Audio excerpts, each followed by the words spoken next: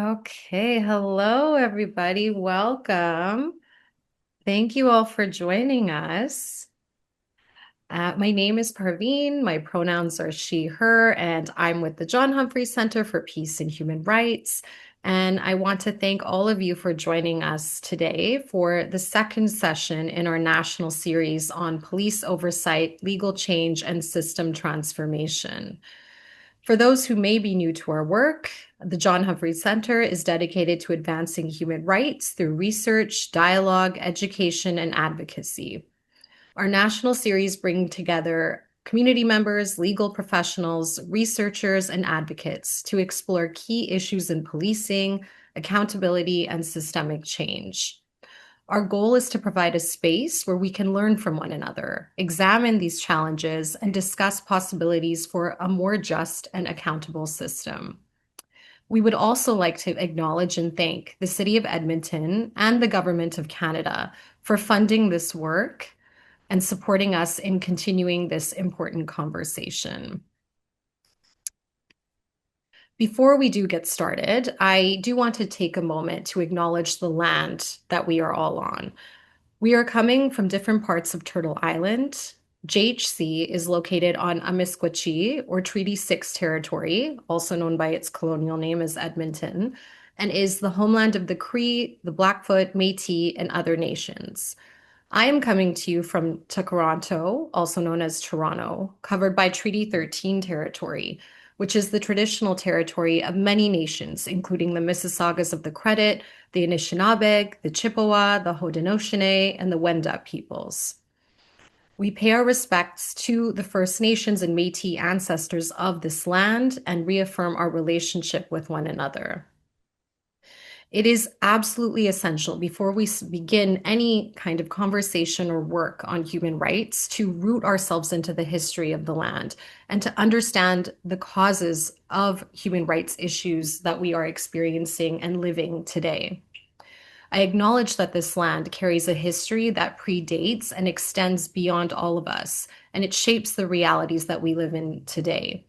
And doing human rights work requires recognizing this history, including acknowledging and seeing the genocide and erasure experienced by Indigenous peoples, and committing to learning, unlearning, and decolonizing our mind. So, with this intention, I'd like to ground and root ourselves in respect, reciprocity, and the shared responsibility to walk this path of peace and friendship together. I also do want to acknowledge that each one of us is coming to this session with our own experiences, perspectives, and realities. And we may hear languages or opinions that do not reflect our own experiences. And so I ask that you please respect the space and each other's voices and engage in this dialogue with openness and care. We welcome and encourage people always with different beliefs and perspectives to question and challenge the status quo. However, this is a space for learning and reflection, not for personal attacks. And our hope is, even in these polarizing times, that we can have a thoughtful conversation where everyone's perspectives are valued and heard. So I ask that if you do have a comment or a question, please drop it in the chat. If you could please keep your mics muted as well too until the Q&A portion, that would be appreciated. And after the presentation is over, then we will open up the floor for the Q&A portion where we'll stop recording at that time. And I'll also be sharing an evaluation form in the chat for participants to share your feedback on the session. So with that, it is my pleasure to introduce our speaker today, Dr. Richard Parent. Dr. Parent is a retired associate professor at Simon Fraser University and a 30-year veteran of the Delta Police Department. And over his career, he's served in multiple roles, including vice president of the Delta Police Union, the NCO in charge of internal investigations, and a negotiator with the Regional Emergency Response Team. Dr. Parent, or Rick, has been qualified in both Canadian and US courts as an expert on police use of deadly force and suicide by cop. He is a recognized authority on police ethics, accountability, and community-based policing, and has published extensively, including the book Ethics and Canadian Law Enforcement, co-authored with his wife, Cathy Parent.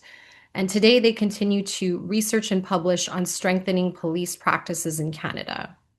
And you can also find his research and publications on ResearchGate and his website, which we will drop in the chat.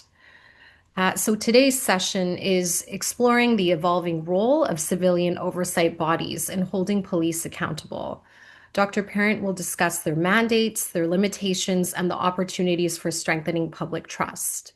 And we'll also be talking about how civil society can engage and advocate for more transparent, accountable, and community-focused oversight systems. And without further ado, I will pass it over to Dr. Parent. Welcome, and thank you so much for being here. Great, thank you. First I'd like to thank Renee and Parveen for all the effort they've made to put this together and the John Humphreys Center. I think it's great that we can talk about this and get some discussion going and get a different viewpoint out there. And that's basically where I'm coming from. My background is as a street cop. I'm not an administrator or politician, kind of basic, and that's the people that I still stay in touch with, is street level policing. I was involved in a shooting which acted as a catalyst for me to go to university because I didn't have a university education before I got on as a cop. And I finished my education and eventually became an academic, is where I am now. And I was also around before oversight agencies were created. So there wasn't any SIU at the time when I joined, and I saw that evolve, and then I saw the IIO in British Columbia come along and ACERT, and I had the opportunity with my wife to work at the ACERT headquarters about 10 years ago. We did some research there, so I'm familiar with the topic, and my background, as I said, I've been an investigator against police, looking at police officers that have done misconduct, bad behavior, and I think it's fair to say we want them out of the organization, we as a police body. But I've also defended police officers as well. So I've kind of seen both sides of the coin. And the session that I'm talking about today is to enhance policing, enhance civilian oversight. I think it's great, but I think it needs to be revisited. And we need to hold the police accountable. And we need to ensure, all of us in society, that we foster public trust of police. If we don't have that, I think we all lose, especially from a human rights perspective. We need police officers, but we need excellent policing, not just adequate policing. And I think we need to discuss some of these issues. And I look at the IO in Vancouver, they were created out of a reaction. If you think of the Robert Jacansky incident that happened at YVR that we know about, it happened on federal territory, which was an airport. It involved a federal agency, CBSA, and a federal law enforcement agency, three federal areas, and yet none of them did anything about that. It took the provincial government to step in and have a huge process to create the IO, which I think is a great thing because it makes all the police accountable in British Columbia. But the problem, I would argue, with the IO is it hasn't evolved, and that's the same with these other agencies. And that's basically my talk today, is not to get rid of or dismantle or anything bad about oversight agencies. In fact, I think they're great, and I think we have lots of them, but we need to go back, revisit them, and use the format that we have and make it better. Because I think ultimately we want public safety and security. So that's kind of where I'm going from. I don't know if I can make these slides. Oh, there we go. So some of the questions I'm going to try to get out there is how can we enhance the system? What are some of the best practices out there? And obviously, we also should revisit some of the oversight agencies in the sense that we have a lot of them. It's not just the civilian-led oversight agencies. If you go to each province, there are several different agencies that check and make sure the police are doing a good job. And we need to think about those as we move forward. So I'll leave those questions. There's a lot of questions there. And when we look at some of the traditional methods that have been out there, Police themselves want excellent policing. They don't want to work for an organization where you can't trust your fellow police officer. And we've seen cases time and time again here in Victoria, where the police body went against the leader, the chief, because he was unethical. So we see there's lots of checks and balances within policing itself without bringing in the exterior issues. So you have the peers, you have the supervisors, internal investigators like myself. We know we have body-worn cameras now for most police agencies. The public's one of the greatest checks on the police as well as the media. And then as we go through the system, there's lawyers, crown counsels, and again, a lot of the other bureaucracies that I've talked about earlier, mentioned earlier. And ultimately, we want to make sure that the police are accountable, that we trust them, and they treat people fairly, that they're not racialized and that they're not biased in what they do, and that they stay in touch with the local community.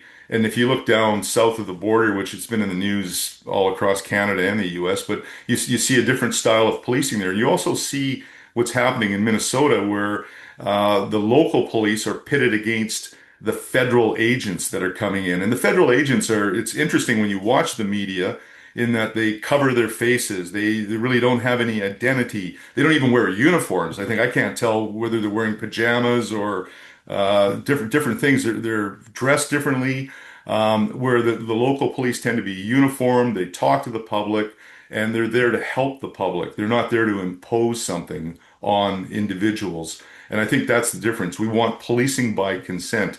And for the most part, I would argue that Canada has that. Canada has a good set of rules in place. It has a good structure in place. And the police, for the most part, are seen to be legitimate.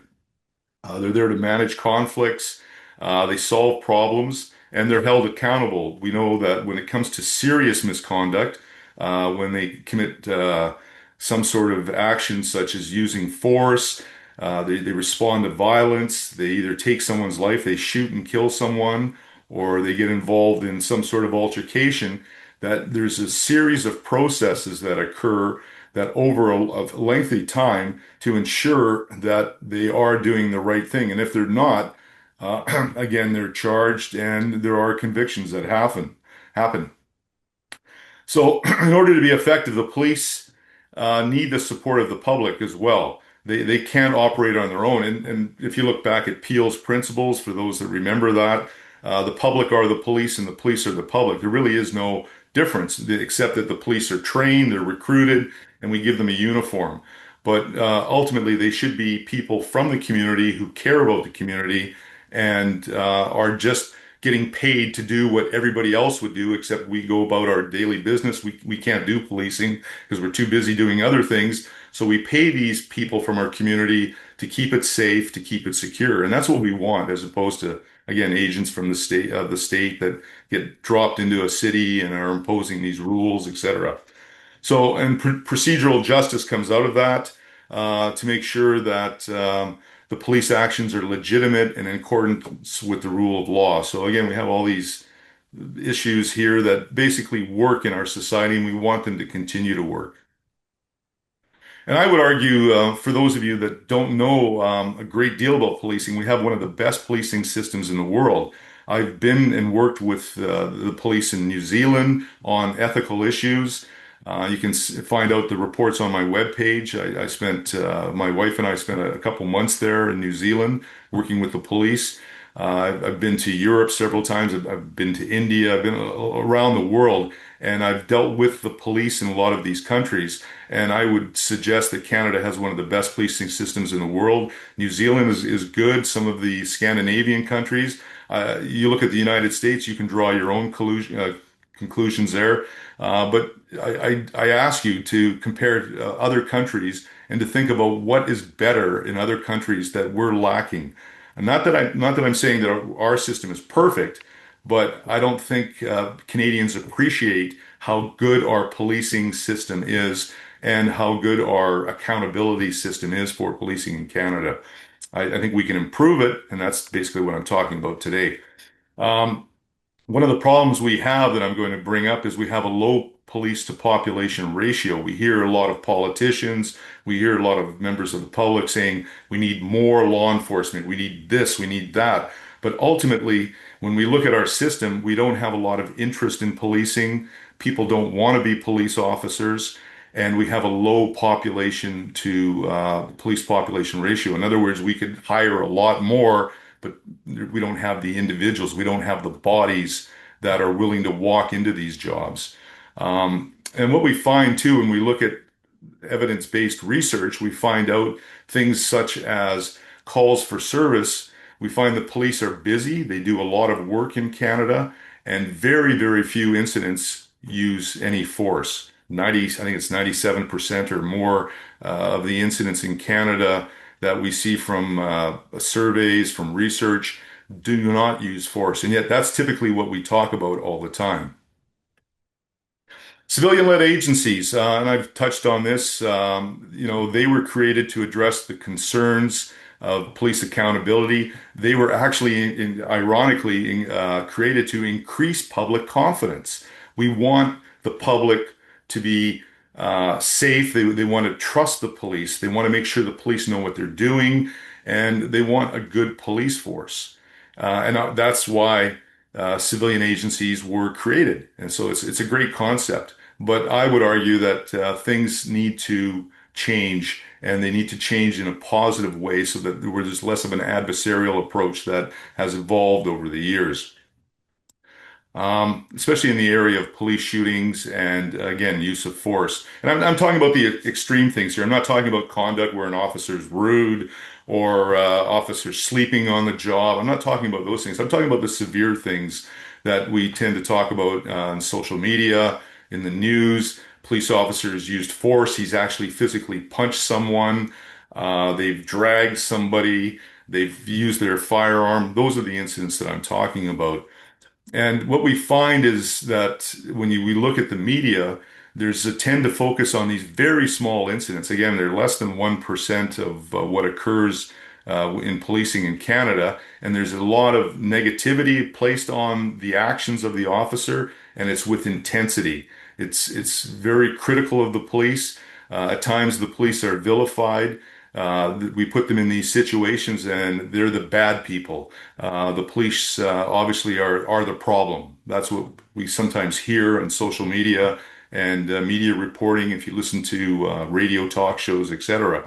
And one of my big concerns, and one of the things I get disappointed about as a researcher and as a Canadian, is we tend to bring in United States issues. We don't like being called a 51st country, a 51st state, but yet we're probably the worst at when I watch the news, it's like, well, this is legal terms that are used. We always know about America, but we never talk about our own country except if we want to bring American things into our country. And we do that with racism, excessive force, and negligence towards our police. We say, well, if it's happened in the United States, obviously our police are doing exactly the same thing. And it's not based on facts. It's not based on evidence-based research. In fact, if we look at research, it's the exact opposite.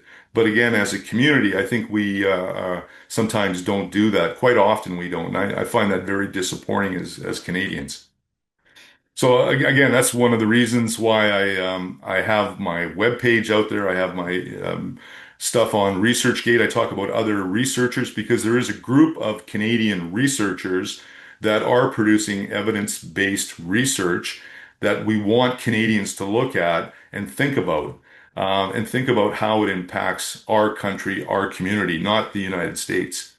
So when we look at policing in Canada, what we see is we see a whole bunch of issues that are out there: shortage of housing, homelessness, mental health issues, lack of treatment centers, strained resources. We hear about this daily on talk shows. And if you go down to Maine and Hastings in Vancouver, I see it when I go through that area, and I go through there once a week.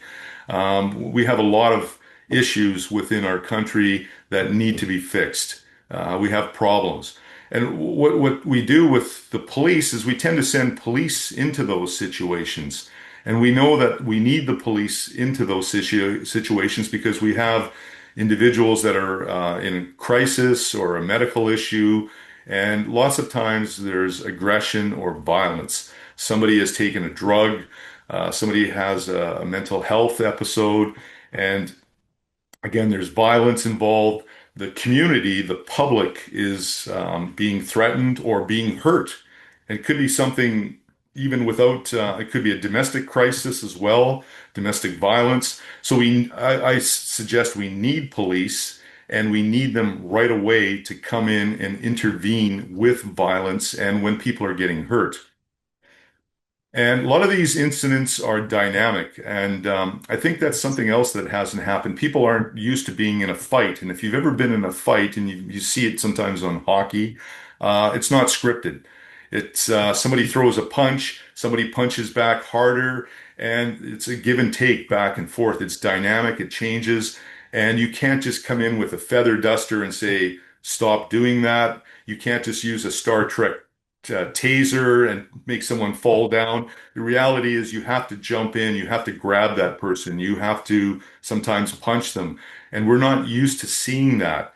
And sometimes de-escalation doesn't work, talking doesn't work, distance doesn't work, and there's physical contact, which might include using a firearm, using a baton, using pepper spray, etc. And again, these are incidents when typically the public is being hurt or attacked or threatened. And that's why the police are there. And I think that gets lost in the dialogue as well, that there's a correlation between police use of force and civilians being victimized. In other words, someone's getting hurt, they phone the police, they request for help, the police arrive, and there's violence that occurs, and typically the police wind up using a weapon or using their hands to stop the violence from occurring. We know that the number of these incidents is very small. Again, the data that's collected on this, the cameras that are out there, we can actually quantify this. And when we go through the court systems, again, we know that most of these, almost 99% of them, are found to be justified. Not necessarily perfectly dealt with. In other words, the police should have done something different. But in most cases, the police are justified in stopping the violence, stopping the aggression that's occurring, and using the force that they did. And if you look at, there's other researchers out there, Nick Carleton from the University of Regina. He's done a lot of research in this area, and he's showing that there's other things that we can talk about. We also see these things happening in hospital settings where individuals are dealt with, and it's not always successful. There's sometimes problems in hospitals. So I ask you to, if you're an open-minded person, look at some of the other research that's out there that's been done. And again, Nick Carleton did a report that came out in September about a contextualized assessment of duty-related bodily harm with police services, and it's out there for you to take a look at. These things are on the internet, they're free, it doesn't cost you anything to look at them, but again, we tend not to. We tend to look at US studies, US information, and we tend to be critical of the police without actually finding out what is going on. So again, police entering dangerous situations to assist the public, a variety of reasons why. It has to be fast when we enter. It's dynamic. We don't have time to sit back like a lawyer or a politician or bureaucrat and kind of figure things out. We have to walk in there and deal with it quickly. If not, some people are going to get hurt. The police officer is going to get hurt. Somebody's going to die. And that's what I bring to this point. And when we talk about human rights, I also like to point out that police have human rights in that if we're going to talk about that great subject of civilian oversight and human rights, we also have to acknowledge that police are actually risking their lives for the community. And very recently, we lost 15 police officers that were murdered. They were actually killed by members of the public. And this is just in the last few years. This is during a short period of roughly 3.5 years. We had 15 police officers murdered on the job. Many more were injured. And with that, we also had civilians murdered and civilians injured. So there's a lot of bad things that happen in Canadian society, and we ask police officers to deal with it, and we ask them to risk their lives. And there's no other occupation, I would suggest, in Canada, in Canadian society, where you go to work and you are expected to get into a fight. You're expected that you might get punched, kicked, spit at, feces thrown at you. We had two officers in Vancouver that were lit on fire while they were walking down the street. And that you might have to participate in a homicide. You might have to take someone's life. You might have to assault someone, use physical force on them. There's no other occupation like it. And I think we forget that sometimes as a community. We don't realize the work that we place the police officers into and the risks that they take.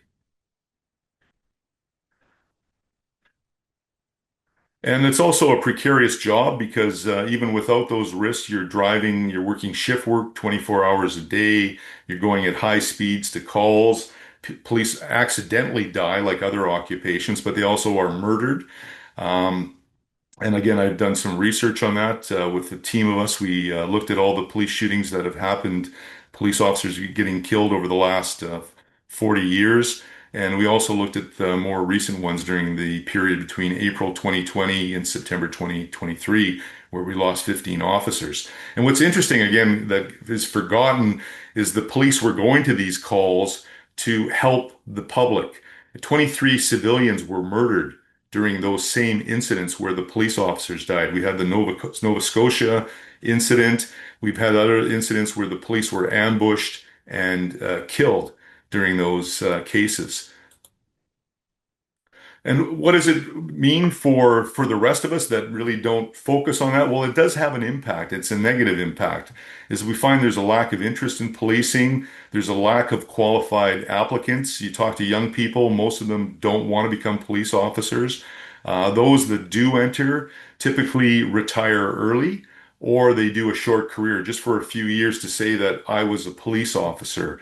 And if you talk to the officers that are working now, most of them are working their way out of policing. How can I get out of this? So, and it's anticipated from the sources I've looked at or people, it's going to take at least 10 years to get out of this situation that we're in. We see that police officers have psychological trauma. Again, Nick Carlton's done some great research in that. Police officers that are working are more likely to have suicidal ideation thoughts because of the stress that they have on the job going into those challenging situations. And they're also more likely, again, to just not want to stay in the job. There's you kind of limit your engagement with the public because you don't want to be too involved because you don't want to be criticized all the time. And that's typically what we've been doing for the last 5 years. We saw that with the George Floyd incident. It was brought into Canada and Black Lives Matter, defund the police. Lots of critical voices, very silent support for the police. Even though they're paid very well, police are paid very well in Canada. They get great benefits, but yet we still don't see a lot of people that want to be police officers. We don't see a lot of police officers that want to stay in the job for a long time. So I think that's something we should all think about. Regarding civilian oversight, as I've mentioned, sometimes it's adversarial. There's a presumption that of police misconduct or wrongdoing. And if you look at the mandates for some of these oversight agencies, um, it's not what did the police do the right thing? It's can we charge them? Should they be charged? Did they do something wrong? And it's kind of set in that adversarial setting. And sometimes there appears to be a lack of objectivity and neutrality. And I'm drawing these conclusions from looking at oversight sites, web pages, over the last 10 years, basically. And there's only 10 of them in Canada, and some of them are emerging. You've got places like Winnipeg and Saskatchewan coming on board, Newfoundland recently. Nova Scotia has been around for a long time. I saw Ron McDonald on there. He knows a lot more about this than I do, so I'll default to his excellent wisdom, as well as the leader of the IO as well. The IO has come a long ways. It was very confrontational at the beginning. It's evolved with leadership, and it's actually been very well, I think, received in British Columbia over the years as it has evolved, and ACERT as well. So we're seeing changes in these systems, but we also see lots of flaws in these oversight systems. One of the ones that we're facing in Canada, in British Columbia right now, is in regards to the Miles Gray incident. This is someone who was died during a police involvement, but it happened 10 years ago. 10 years ago, and it still hasn't been resolved. It's still going through processes, and the family and the loved ones want a conclusion to this. They want some definitive answers. And I would argue that that's unacceptable. These things should be resolved sooner than what they are, especially high profile, controversial incidents where someone's lost their life. We need to know if the police have made mistakes. The police need to know as well because they need to change their system so they don't do it again. We need to hold the police accountable that if they did take someone's life, that they made a mistake, they need to be held accountable. We're not doing that. That's my point. We're dragging things on. There's a lack of being taking the time and putting the energy into getting these things done. So in some of these cases, not all of them. We also see that the system, there's only 10 oversight agencies, so this is not a huge thing that I'm talking about, but they do have a lot of money thrown at them. We see the different provinces and the federal government put well over $50 million a year in these different agencies. So we have a system that we can work with. That they could change. And one of the things that I find as a researcher, I have a hard time understanding what these agencies are doing and what they're saying. They use different terms. They call it a police involved death. Sometimes it's death in the police presence. But they don't explain why would somebody kill themselves in the presence of a police officer. They don't explain why it's called a police involved death. And if I didn't know better, I would think, well, did the police kill that individual? Did the police use a firearm against? I don't understand as a researcher, and I argue that I think the public also has a problem as well, because if we don't explain things, how can the public have better confidence in the police? How can we know that the police are accountable? And so I argue that some of the language that is used by these oversight agencies is not helpful. It's not good for the public. It's not good for the credibility of the oversight agencies. And I give you an example. I've done 30 years of research on suicide by cop, and I've tied that in with lots of literature and publications.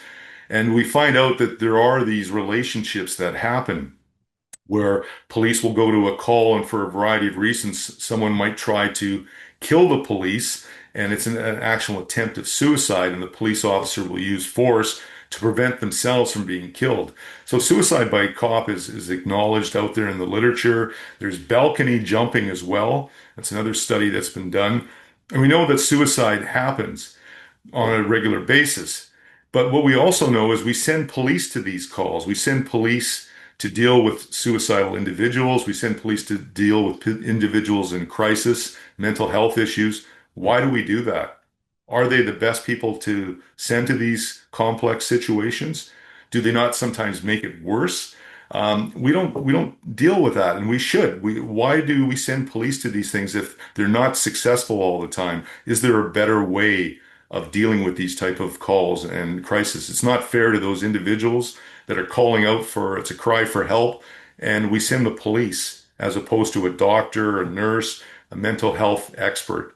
We don't do that, and that's an issue. Um, and that's one of the issues that I talk about with oversight. One of the concerns is that there's a lot of research out there, but rarely do you see it mentioned in the literature or the findings of oversight agencies when they make their decisions. They don't really refer to research, very rarely.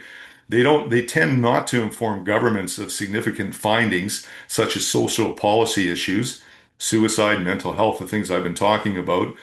And the big one that I think is very sad is that oversight agencies do not place any emphasis on preventing future occurrences. If police are shooting and killing people, police are involved in these deaths, like with Miles Gray, why are we not looking at how to prevent these deaths? There is no other agency in Canadian society that deals with this subject with all the information they get, with professional investigators, with a mandate to increase public trust, to ensure public safety, and we don't talk about those incidents. We don't focus on these issues. So we need to do that. That's my argument, my suggestion here. And I apologize if I talk loud. I'm used to talking in a lecture hall to students to keep them awake. Hopefully, I'm not being too irritating.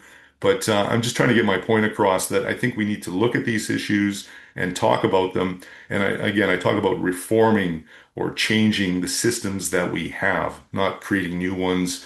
We have a budget, we have existing systems. And again, some of the reporting seems to be misleading and confusing. And again, this is my own experience, as well as I note other researchers who are anti-police. We have individuals that are anarchists. They don't like the police, and they find it confusing as well because they can't find out from the data from these small group of 10 oversight agencies, are the police shooting and killing a lot of people? Are the police using a lot of excessive force? They can't find out. Researchers, these are people with PhDs, scholars, because the information is not clear. And I challenge anybody who's watching this to go out and to get on the internet and look at the reports that have been published by the oversight agencies. It is very difficult to make meaningful conclusions from the information that they publish and put on their oversight agencies, especially from a Canada-wide perspective. Every province does something different. They use different languages. There's very little context in some of these things. Sometimes there's no perspective, and there's not a lot of public education that's going on. And again, I would argue that there's a need to advocate governments for positive change, not just leave it status quo. I don't think that's what we should be doing. So I think moving forward, I've kind of made my points on this, and I'm sure some of you are going to take a few shots at me, might disagree with me, but I really do believe that we need a preventative focus. I don't think it's acceptable that police are using force to deal with these cases, and we just let it go. We don't try to mitigate and stop this from happening, whether it's, again, it's people that are suicidal and they're crying out for help, or people with mental health issues. We need to come up with better solutions. We need a database that the public can understand. You shouldn't be a scholar and be confused, an academic with a PhD spending 8 years at university, and you can't figure out what's going on. I doubt if the public can understand what's going on in the Canadian landscape with accountability, use of force, etc. We need to place things in perspective and context. I'll give you some examples in a second. And again, there's a lot of research out there, and we need to use media releases that are non-inflammatory. Whatever happened today, be more like an industrial accident incident rather than sometimes vilify the police that they were out of control or whatever. So the context here's a good example. And again, there's a lot of good examples. So don't get me wrong. I think there's a lot of great, and I've talked about the IO, ACERT, and SIU. I think they've come a long ways, and they're still making a lot of positive changes. Um, this is an example out of the SIU from last year, where they were very clear. There was a 29-year-old male. He was stabbing another person with a knife. The police needed to be there. There was no other way to save this person's life except to, again, use deadly force. And eventually it was cleared, and it was done quite quickly. This is a good example. I think this is what the public needs to know. Are we safe? Do the police know what they're doing? Can we trust the police? And this kind of is a good thing. We want to know that. It's not perfect. How can we prevent this? There would be further things we can talk about. But we need to know the context of why the police are using force, why these extreme things happen, what is going on behind it. Everybody needs to know that. We need to place it in broader perspective as well. I don't think it's good that the police use force, and I certainly don't think that it's good that police use deadly force at all. But we also have to keep it in perspective that we have 41 million people in Canada. And if we look at some of the numbers of police firearms being used and taking lives, typically it's one per 1 million. So on a bad year, the police will shoot and kill 40 people per year. Usually it's typically a couple dozen for the population, and that's nothing to be glad about. But it does place perspective. We are live against the United States border. We're influenced daily with U.S. things, including guns coming across the border, and their use of deadly force by the police is 3 to 4 times greater. So Canadian police are very reluctant to use deadly force. They do use deadly force, but again, the numbers are basically this, again, 1 per 1 million. And again, that needs to be out there. I'm the one who's putting it together. Other researchers are putting it together, but this is something oversight agents should be doing because they're the credible ones. Who am I? I'm a researcher. Why aren't they doing this, putting this out and providing this to the public and to other academics? Context and perspective reporting. I've mentioned that. Focus on public safety is a big issue. That's what there should be focused on, I would suggest. And lastly, I would say that we need to talk about national issues. We tend not to do that. We have 10 agencies kind of doing their own thing. We don't have a central one. We've heard there's going to be cutbacks from Stats Canada.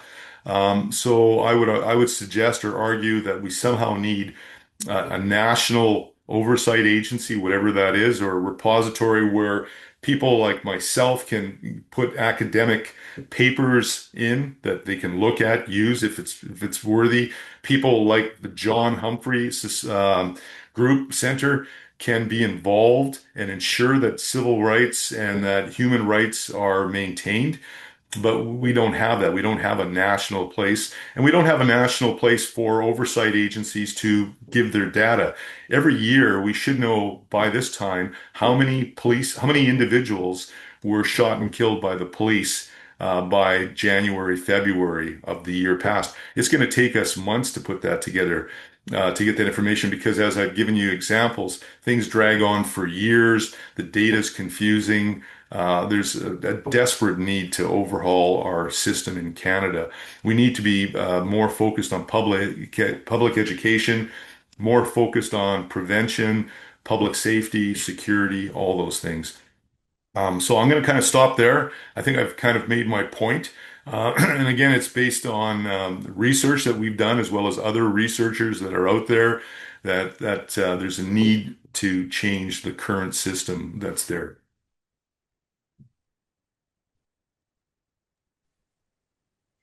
Thank you so much, Rick, for sharing your research as well as your perspective. I recognize that it's not easy having this conversation, especially given what's going on within Canada and between police and law enforcement and community. But thank you for providing this perspective for all of us.